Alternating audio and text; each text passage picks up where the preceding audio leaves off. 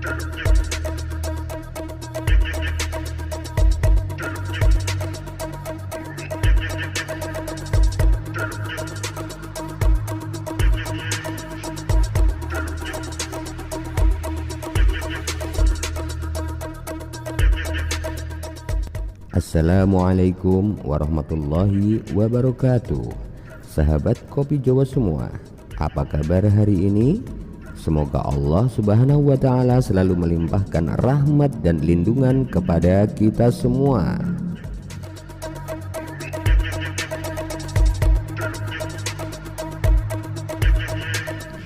Pelacuran atau prostitusi adalah sebuah jasa pemuas nafsu hubungan seksual yang ditukar dengan uang atau imbalan lainnya sebagai suatu transaksi perdagangan. Baik itu laki-laki atau perempuan yang menjual jasa dan membeli jasa pelacuran tersebut. Pelacuran dipandang negatif dan mereka yang menyewakan atau menjual tubuhnya sehingga dianggap sebagai sampah masyarakat yang nista dan hina. Tapi ada pula pihak yang menganggap pelacuran itu sebagai suatu kehinaan yang dibutuhkan. Pandangan ini didasarkan pada anggapan bahwa kehadiran pelacuran bisa menyalurkan nafsu seksual demi mencegah tindak kriminal dan pemerkosaan. Pelacuran itu ibarat selokan yang menyalurkan air berbau busuk, akan tetapi tetap dibutuhkan dalam kehidupan manusia. Adanya pelacuran sudah ada dari zaman putri Nabi Adam, yaitu Unnuk binti Adam hingga saat ini. Pelacuran tidak dibenarkan di semua ajaran agama dan pada umumnya dianggap dosa besar oleh semua agama. Dalam Islam telah menetapkan hukuman yang tegas bagi pelaku zina dengan hukuman cambuk 100 kali bagi mereka yang belum menikah dan hukuman rajam sampai mati bagi mereka yang sudah menikah. Di samping hukuman fisik tersebut, hukuman moral dan sosial juga diberikan bagi mereka, yaitu berupa diumumkan aibnya, diasingkan atau ditagrib, tidak boleh dinikahi, dan ditolak persaksiannya. Hukuman ini sebenarnya lebih bersifat preventif atau pencegahan dan pelajaran berharga bagi orang lain. Hal ini mengingat dampak zina yang sangat berbahaya bagi kehidupan manusia, baik dalam konteks tatanan kehidupan individu, keluarga, maupun masyarakat. Sahabat Kopi Jawa semua, tahukah Anda walaupun zina termasuk dosa besar, tetapi ada dosa yang lebih besar dari zina, dan ini sering kita lakukan tanpa kita sadari. Apakah itu? Iya, membuka aib orang lain atau ghibah. Mengapa ghibah dosanya lebih besar dari pelacuran? Mari kita simak bahayanya ghibah menurut Islam. Yang pertama, ghibah dapat merusak agama. Hal tersebut terdapat disampaikan oleh Al-Hasan. Beliau berkata, ghibah demi Allah lebih cepat merusak agama seseorang daripada ulat yang memakan tubuh mayit. Oleh karena itu sangatlah tidak diperbolehkan seseorang muslim melakukan perbuatan ghibah sesama muslim. Selain itu, makna dari surat Al-Hujurat ayat 12 yaitu, sebagai seorang muslim janganlah kita banyak berprasangka buruk dan juga mencari kesalahan orang lain, termasuk ghibah. Karena dengan berprasangka buruk akan menambah dosa. Yang kedua, ghibah memunculkan penyakit hati.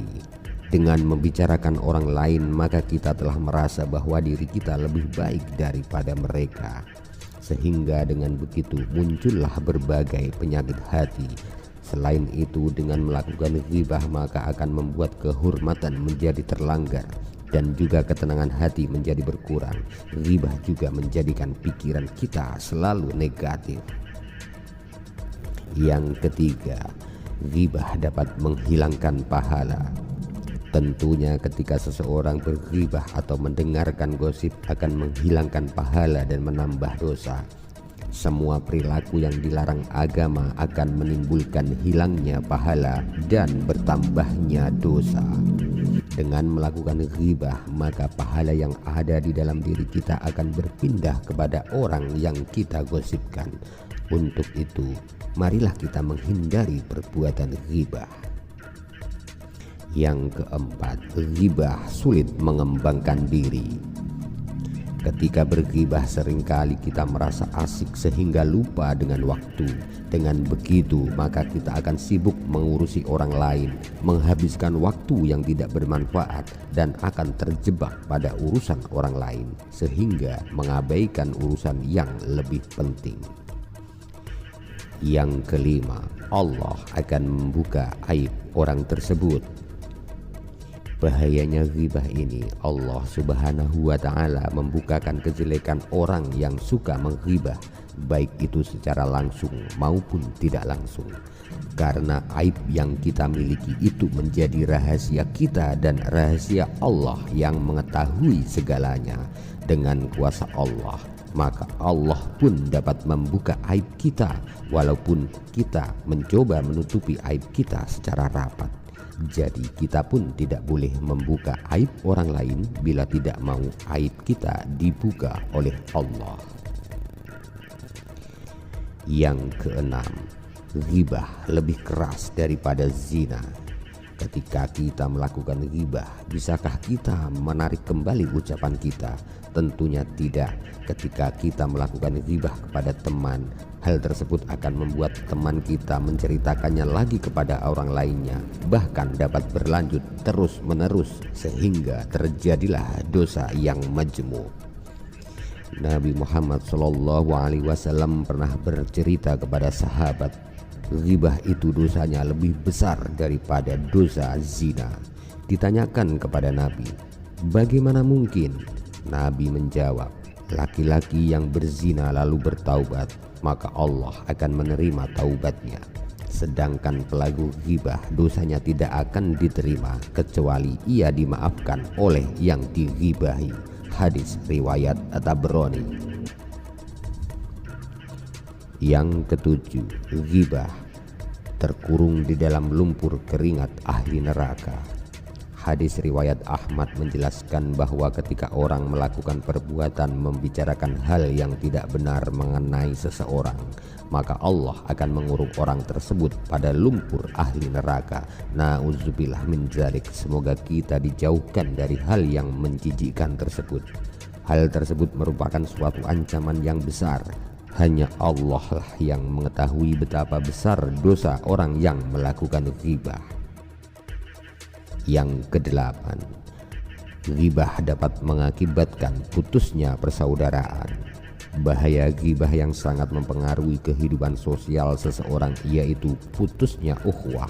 Dengan membicarakan perbuatan orang lain yang belum tentu pasti kebenarannya, maka orang yang dighibahkan akan merasa kesal dan bahkan merasa tersakiti hatinya. Dengan begitu, orang yang kita ghibahkan mungkin saja akan memutuskan hubungan silaturahmi. Dan tahukah Anda bahwa keutamaan menyambung silaturahmi akan sangat terasa ketika kita saling memahami, membantu satu sama lainnya.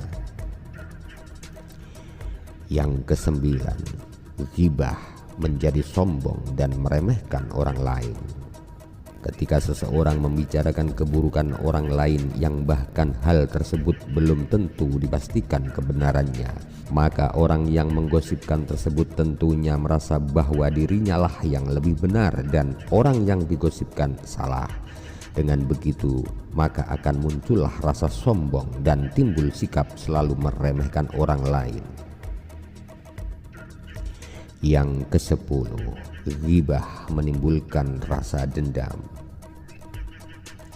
Tidak semua orang yang digosipkan dapat menerimanya dengan berpikir positif dan tenang saja. Mungkin saja ada beberapa orang yang ketika dimana dia digosipkan akan merasa dendam sehingga akan muncul perilaku balas dendam. Semoga Allah Subhanahu wa Ta'ala memberikan taufik dan hidayahnya kepada kita semua agar terjauhkan dari dosa ghibah ini. Sahabat Kopi Jawa semua, marilah kita bercermin pada diri kita masing-masing.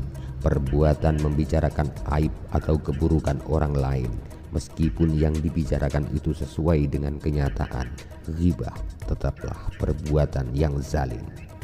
Dalam Islam, ghibah bukan perilaku yang terpuji dan sangat dilarang karena berisiko menimbulkan fitnah dan permusuhan. Orang yang menghibah bahkan diibaratkan seperti memakan bangkai saudaranya sendiri. Selain itu, ghibah adalah perbuatan yang sangat dekat dengan perbuatan tercela lainnya seperti iri, dengki, dan penyakit hati lainnya. Tak hanya itu, Allah Subhanahu wa Ta'ala pernah berfirman kepada Nabi Musa alaihissalam, siapa saja yang meninggal dunia dalam keadaan bertaubat dari perbuatan ghibah, maka dia adalah orang yang terakhir masuk surga.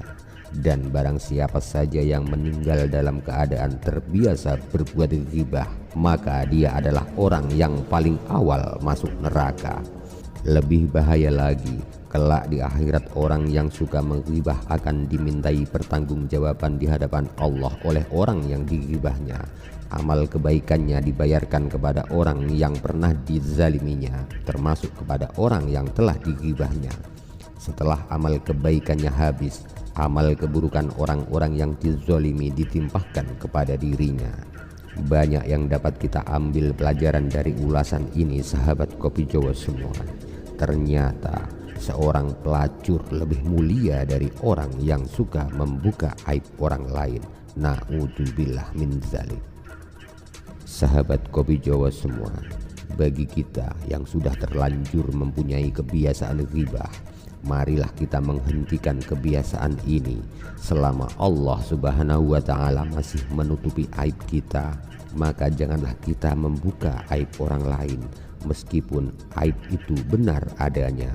Membuka aib orang lain itu sama saja kita lancang terhadap Allah Subhanahu wa Ta'ala, karena kita membuka sesuatu yang Allah masih tutupi. Wallahu a'lam bishawab. Kebenaran hanya milik Allah. Jika ada kesalahan penuturan dalam konten ini semata-mata khilaf dari kami. Billahi taufiq wal hidayah. Wassalamualaikum warahmatullahi wabarakatuh.